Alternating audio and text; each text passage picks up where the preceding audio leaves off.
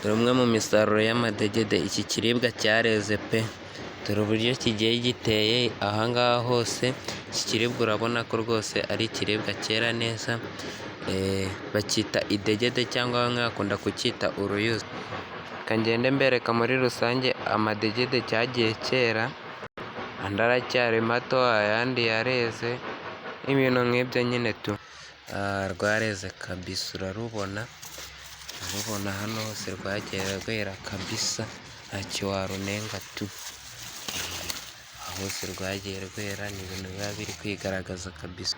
Izi zose ni imbuto rwagiye rwera kabisa, uba uri kubishana nawe ko ari ibintu byiza do kabisa. Ni umusaruro mwiza, ni umusaruro ufatika, naho uri kugenda ubishona nyine tu. Barwita uruyuzi, uruyuzi rwareze kabisa pe, nawe urabibona ko ntacyo warunenga pe, rurera iwana kabisa. Yose ni amadegede rwagiye rwera, ubu uri kubishona pe kabisa, iwana rurera pe. Aya nayo aracyari mato, ari gukura, azavamo umusaruro.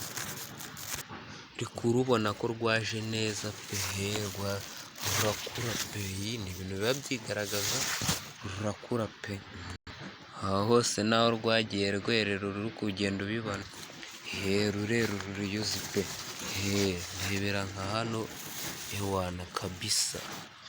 Na hano hose rwagiye rwera, uri kubishana kabisa. Uru ni uruyuzi pe, warunenga iki? Ntacyo. Uruyuzi rurera, mu bigaragara byose uruyuzi rurera, nta kintu warunenga. Amwe yarakuze agiye kuzera agurishwe, urabona ko ari umusaruro mwiza tu, umusaruro mwiza. Amadegede arera hano inaha, ni i Rwanda, rwarakomeje rugera na hano rwera, urabona ni ibintu byiza tu, uri kubishona nawe. So ni ahantu harehare rwereye, hari naho ntagiye mbereka, ni rurerure pe, rweza ahantu hanini hafatika cyane pe, uri kubibona. Ni umusaruro mwiza, bawita idegede cyangwa uruyuzi. Ni uku nguku rweze kabisa, aho uri kugenda ubibona. Ewana rwareze pe,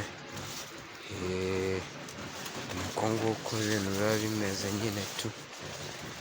Rwareze ntacyo narunenga, rwareze se.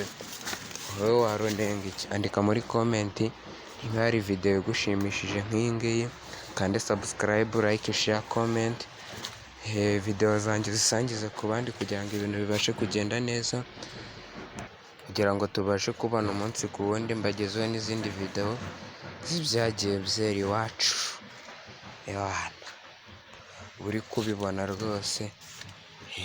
Dufite imyaka, imisaruro y'ibitoki bihari, imyaka irera iwacu i Rwanda. Hari icyo wabinenga se? Ntacyo. Ibintu birera iwacu i Rwanda, muhasure, visiti Rwanda muzongere pe. Amapapaya arera, ibintu byose birera, ibintu ni byiza pe, ni byiza, arera pe.